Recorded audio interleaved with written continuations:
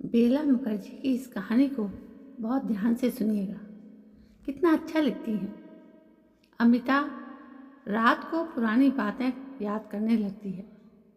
Hostel में पली बड़ी अमिता के मम्मी पापा का तलाक हो चुका था।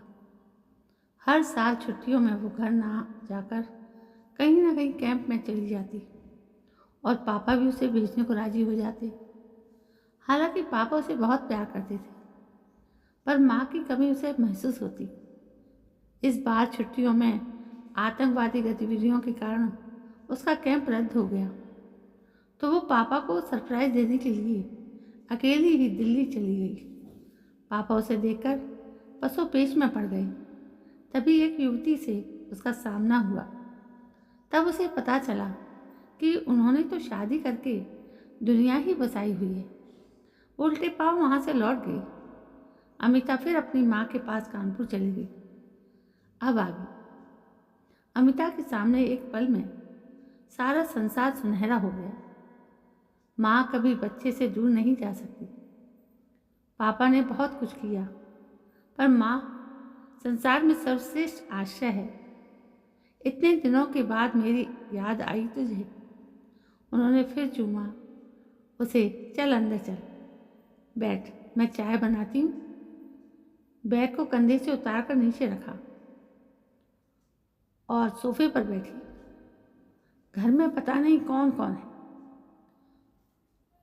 वे लोग उसका आना पता नहीं किस रूप में लेंगे। मम्मी अपनी है, पर बाकी से तो उसका रिश्ता नहीं। तभी अमिता चौंकी।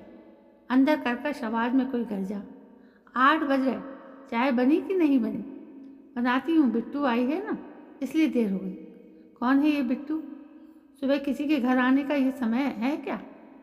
धीरे बोलो, वो सुन लेगी। मेरी बेटी है अमिता। माँ के स्वर में लाचारी और घबराहट थी। तुम्हारी बेटी? वो हॉस्टल वाली ना? मेरे घर में ये सब नहीं चलेगा। जाने के लिए कह दो। अरे मुझसे मिलने आई होगी, 2-4 दिन रहेगी फिर चली जाएगी। पर तुम पहले से हल्ला मत करो। माँ के शब्दों में अजीब सी याचना और विनती थी। आंखों के सामने बिजली सुबह शाह हो गई। ये उसको नहीं रखेंगे तो अब क्या करेगी? पापा होटल में रख रहे थे। वो फिर भी अच्छा था, किसी की दया का पात्र तो नहीं बनती। परीक्षा फल आने में अभी पूरा 1 महीना पड़ा है। उसके बाद ही तो वो कहीं नौकरी तलाश कर सकती है। पर तब तक का समय हॉस्टल खुला होता तो लौट जाती, वहीं कोई छोटा मोटा काम देख लेती। पर कानपुर तो नई और अनजान जगह है, कौन नौकरी देगा? तभी सुनीता ट्रे में रखकर चाय ले आई। पीछे पीछे एक गैंडे जैसा आदमी चाय पीता हुआ लुंगी और बनियान में आ गया। लाल लाल आंखें, मोटे लटके होठ, डील डॉल शरीर जैसा भद्दा हाव भाव। उसकी आंखों के सामने सौम्य भद्र व्यक्तित्व वाले उसके पापा आ गए। मम्मी की रुचि इतनी विकृति हो गई है। छी, चाय ले। ये सतीश जी हैं मेरे पति। मन ही मन अमिता ने सोचा, ये आदमी तो पापा के चपरासी के समान भी नहीं। उसने बिना कुछ बोले चाय ले ली। गहने जैसे व्यक्ति ने स्वर को कोमल करते हुए कहा, अरे तुम मेरी बेटी जैसी हो, हमारे पास ही रहोगी। सुनीता का चेहरा खुशी से खिल उठा। यही तो मैं कह रही थी। तेरे 2 छोटे भाई भी हैं, अच्छा लगेगा तुझे यहाँ। अमिता उस व्यक्ति की आंखों में लालच और भूख देखकर सिहर उठी। बिना सोचे समझे वो कहाँ आ गई। मम्मी खुशी से फूली नहीं समा रही थी। चाय समाप्त कर चल तेरा कमरा दिखा दूँ, साथ में ही बाथरूम है, नहा धोकर फ्रेश हो ले। मैं नाश्ता बनाती हूँ, भूख लगी होगी। सुनीता बेटी को उसके कमरे में छोड़ आई। माँ के बाहर जाते ही उसने अंदर से कुंडी लगा ली। उसकी छठी इंद्री उसे सावधान कर रही थी कि वो यहाँ पर सुरक्षित नहीं है। उसका मन पापा का संरक्षण पाने के लिए रो उठा। नहा धोकर अमिता बाहर आई तो काले कलूटे मोटे से लड़के डाइनिंग टेबल पर स्कूल ड्रेस में बैठे थे। अमिता को दोनों एकदम जंगली लगे। सतीश नाश्ता कर रहा था। उसे फिर ललचाई नज़रों से देखकर बेटों से बोला, बच्चों ये तुम्हारी दीदी है, अब हमारे साथ ही रहेगी और तुम लोग इससे पढ़ोगे। फिर पत्नी से बोला, सुनो सुनीता, आज से ही टीचर की छुट्टी कर देना। टीचर की छुट्टी क्यों? अब इन बच्चों को पढ़ाएगी, 500 रुपये महीने से बचेंगे तो इसका कुछ तो खर्चा निकलेगा। अमिता ने सिर झुका लिया। सुनीता लज्जित हो गई। अमिता ने इससे पहले इतने भद्दे ढंग से बात करते किसी को नहीं देखा था, और मम्मी ये सब झेल रही है, जबकि यही मम्मी पापा का जरा सा गर्म मिजाज नहीं झेल सकी और इस मूर्ख के आगे नाच रही है। उनकी जरा सी जिद पर चिढ़ जाती थी और अब इन दोनों जंगली बच्चों को झेल रही है और चेहरे पर शिकन तक नहीं है। यही मम्मी है कि आज सतीश को खुश करने में कैसे जी जान से लगी है, जबकि पापा की नाक में दम कर रखा था।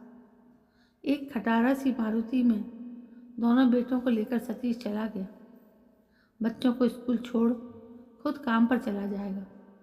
लंच में आते समय ले आएगा। सुनीता ने भी 2 कप चाय का पानी चढ़ा दिया। अमिता को अब माँ से बात करना भी अच्छा नहीं लग रहा था। इस समय वो अपने भविष्य को लेकर चिंतित थी। तू तो लंबी छुट्टी में कैंप में जाती थी, इस बार क्या हुआ? कैंप रद्द हो गया। जहाँ जाना था वहाँ माओवादी उपद्रव मचा रहे। पापा के पास नहीं गई थी? अमिता को लगा कि हर समय यही बात कहना भी मूर्खता है, इसलिए वो बोली, नहीं, अभी नहीं गई। तूने कब से अपने पापा को नहीं देखा? क्या मतलब? हर दूसरे तीसरे महीने हम मिलते हैं। ये सब जानकर सुनीता बुझ सी गई। अच्छा, मैं सोच रही थी कि बहुत दिनों से हॉस्टल का खर्चा भी कम नहीं, पापा ने कभी हाथ नहीं खींचा। बेटी को अपलक देखती हुई सुनीता कुछ पल को रुक कर बोली, अब तो तू अपने पापा के साथ रह सकती है। अमिता ने सीधे माँ की आंखों में देखा और पूछ बैठी, क्यों? सुनीता की नज़रें झुक गईं। उन्होंने मुंह नीचा कर मेज से धूल हटाते हुए कहा, मेरा मतलब, अब पढ़ाई तो पूरी हो गई, तुम्हारे लिए रिश्ता देखना चाहिए। अमिता के मन में कई बातें कहने की इच्छा हुई कि तुम तो बच्ची को एक झटके में छोड़कर चली आई थी, 12 साल में पलट कर भी नहीं देखा, अब बेटी के रिश्ते की चिंता होने लगी। पर अपने को संभाला। इस समय उसके पैरों के नीचे ज़मीन नहीं है। आगे के लिए बैठकर सोचने के लिए एक आश्रय तो चाहिए। अतः वो चुप ही रही।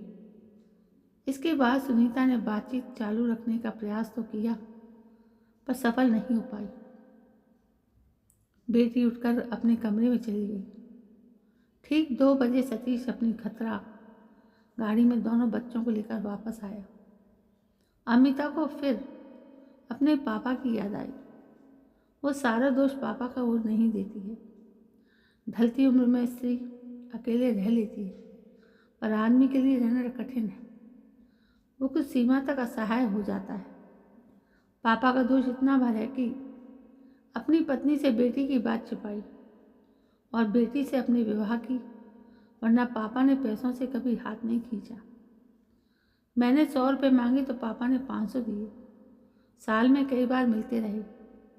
मेरी पढ़ाई की व्यवस्था में कोई कमी नहीं होने दी। उनका व्यवहार अति शालीन है। उनके उठने बैठने बोलने में शिक्षा और कुलीनता साफ झलकती है। इस उम्र में भी वे अति सुदर्शन है। एक अच्छे परिवार की उनमें छाप है। और ये भौड़ा सा व्यक्ति, छी छी। माँ की रुचि के प्रति अमिता को फिर से घृणा होने लगी। उसे पूरा विश्वास है ये व्यक्ति व्यसनी, व्यभिचारी और सब है, किसी अच्छे परिवार का भी नहीं है। उस व्यक्ति का सभ्यता शालीनता से परिचय ही नहीं है। पहले मजदूर होगा, अब सुपरवाइजर बन गया है। इस आदमी के हाव भाव देखकर तो यही लगता है कि ये आदमी माँ की पिटाई भी करता होगा, जबकि पापा ने कभी माँ पर हाथ नहीं उठाया, बल्कि मम्मी ही गुस्से में घर में तोड़फोड़ करती थी। अब इसके सामने सहमी सिमटी रहती है। अब इस समय अमिता को माँ की हालत रत्ती भर भी तरस नहीं आया। जो जैसा करेगा उसको वैसा ही झेलना पड़ेगा। रात को सोने से पहले अमिता ने कमरे का दरवाज़ा अच्छी तरह चेक कर लिया। उसे माँ के घर में बहुत ही असुरक्षा का एहसास हो रहा था। माँ का व्यवहार भी अजीब सा लग रहा था। उसने रात खाने से पहले टेलीविज़न खोलना चाहा तो माँ ने सिहर कर उसका हाथ पकड़ा, बोली, सतीश जी को टेलीविज़न का शोर एकदम पसंद नहीं, इसलिए जब तक वे घर में रहते हैं हम टेलीविज़न नहीं चलाते। असल में फैक्ट्री के शोर में दिन भर काम करते करते वे थक जाते। अमिता तुरंत सहम गई कि टेलीविज़न चलाने के लिए इस घर में सतीश की आज्ञा चाहिए। मन में विराग का सैलाब उमड़ पड़ा। यहाँ आना उसके जीवन की सबसे बड़ी भूल है। वो सही सलामत यहाँ से निकल सके तो अपने जीवन को धन्य समझेगी, पर वो जाएगी कहाँ? उसे याद आया कि इसी माँ के धारावाहिकों के चक्कर में पापा का मैच छूट जाता था, पर मम्मी टेलीविज़न के सामने जमी रहती थी। इंसान हालात को देखकर अपने को बदलता है, पर इतना ये समझौता है या पिटाई का आतंक?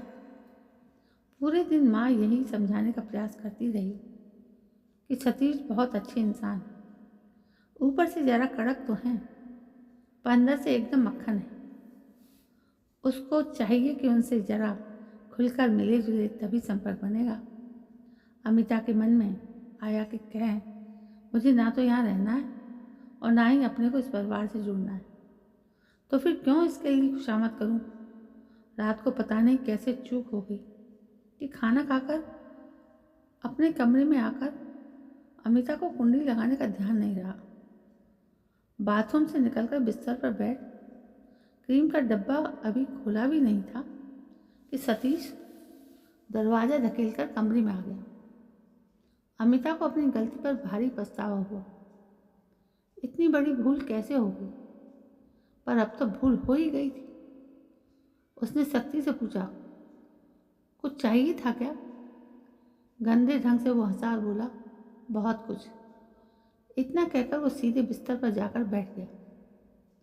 अरे भाई, जब से तुम आई हो हमारा ठीक से परिचय ही नहीं हुआ। अब समय मिला है तो सोचा जरा बातचीत ही कर लें। अमिता को खतरे की घंटी सुनाई दी। दोनों बेटे सोने गए हैं। मम्मी रसोई समेट रही है, सो उनके इधर आने की संभावना नहीं। उसके पैरों तले धरती हिल रही है। वो अमिता ने नज़दीक खिसक आया और उसके हाथ उसे दबोचने को हुए। अमिता की बुद्धि ने उसका साथ नहीं छोड़ा। उसने यह जान लिया कि इस घर में चीखना बेकार है।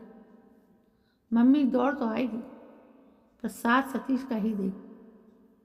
अमिता को जरा भी आश्चर्य नहीं होगा अगर मम्मी उसके सामने ये समझाने का प्रयास करेगी, ये तो प्यार है, उसे बुरा नहीं मानना चाहिए। सतीश की बाहों का कसाव बढ़ रहा था।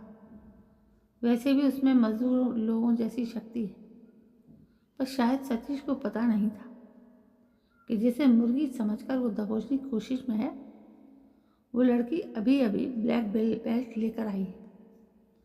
हर दिन कैंप से पहले 10 दिन की ट्रेनिंग खुद के बचाव के लिए होती थी। अमिता का हाथ उठा और सतीश पल भर में दीवार से जा टकराया। अमिता उठी। सतीश के उठने से पहले ही उसके पैर पूरी ताकत से सतीश के शरीर पर बरसने लगे। वो निशब्द थी, पर सतीश जान बचाने को चीखने लगा। सुनीता दौड़ कर आई। वो किसी प्रकार लड़खड़ाता खड़ा ही हुआ था कि अमिता के हाथ के एक भरपूर वार से वो वहीं लुढ़क गया। थैंक यू पापा, अमिता के मुंह से अनायास निकला। पैसे की परवाह ना करके आपने मुझे एक अच्छे कॉलेज में शिक्षा दिलवाई, नहीं तो मैं आज अपने को नहीं बचा पाती। सुनीता रोते रोते हाथ जोड़ने लगी। बस कर बिट्टू, माफ़ कर दी, इनके मुंह से खून निकल रहा है। मम्मी, ऐसे कुत्तों को जीना ही नहीं चाहिए। दांत पीसकर उसने कहा, बेटी, मेरे 2 छोटे छोटे बच्चे हैं, माफ़ कर दे। मौका देख सतीश कमरे से भाग गया। सुनीता ने अमिता का हाथ पकड़कर उसे समझाने का प्रयास किया तो अमिता गरजी, रुको, मुझे छूने की कोशिश मत करना। मेरे पापा का जीना तुमने मुश्किल कर दिया था। अच्छा हुआ तलाक हो गया, क्योंकि तुम उस सुख भरी जगह में रहने लायक थी ही नहीं। नाली का कीड़ा नाली में ही रहना चाहता। आज से मैं तुम्हारे साथ अपने जन्म का रिश्ता तोड़ती हूँ। बिट्टू, मेरी बात तो सुन। मुझे अब आपकी कोई बात नहीं सुननी। मुझे तो अपने शरीर से घिन आ रही है कि तुम्हारे शरीर से मेरा जन्म हुआ है। तुम वास्तव में गिरी औरत हो और तुम्हारी जगह यही है। दिमाग में ज्वालामुखी फट रहा था। उसने जल्दी जल्दी सामान समेट बैग में डाला। जो छूट गया वो छूट गया। घर से निकल पड़ी और टैक्सी पकड़कर सीधे स्टेशन पहुंची। वो इतनी जल्दी और हड़बड़ी में थी, उसने ये भी नहीं देखा कि कौन सी गाड़ी है, कहाँ जा रही। वो तो भला वो कोच कंडक्टर का, जो इस कोच में उसे जगह दे दी। रात भर अमिता बड़ी चैन की नींद सोई। जब आँख खुली तब धूप निकल आई थी।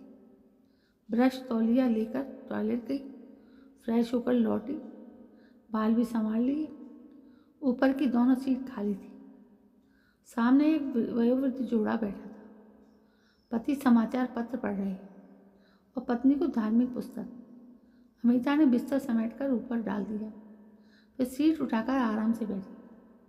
खिड़की का पर्दा हटाकर बाहर देखा तो खेत खलिहान बाग बगीचे, यहाँ तक कि मिट्टी का रंग तक बदला हुआ था। यह अमिता के लिए नई बात नहीं थी, क्योंकि हर साल वो दूर दूर कैंप में जाती थी। आसाम से जैसलमेर तक और कश्मीर से कन्याकुमारी तक का बदलता रंग ढंग उसने देखा है। राजस्थान की मिट्टी से मेघालय की तुलना नहीं हो तो गोवा से चंडीगढ़ की तुलना नहीं। चाय वाले को बुलाकर अमिता ने चाय ली और धीरे धीरे पीने लगी। आरामदायक बिस्तर और ठंडक से अच्छी नींद आई थी, तो शरीर की थकान काफ़ी कम हो गई थी।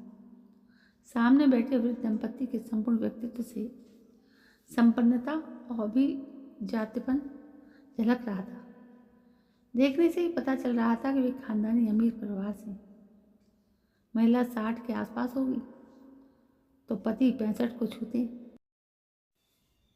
तो दोस्तों, यहाँ पर कहानी समाप्त होती है। आपको कहानी कैसी लगी? यदि कहानी पसंद आई हो तो प्लीज़ मेरे चैनल को सब्सक्राइब ज़रूर करें और लाइक शेयर कमेंट ज़रूर करें। मैं कल फिर हाजिर होती हूँ एक नई कहानी को लेकर। तब तक के लिए जय हिंद, वंदे मातरम।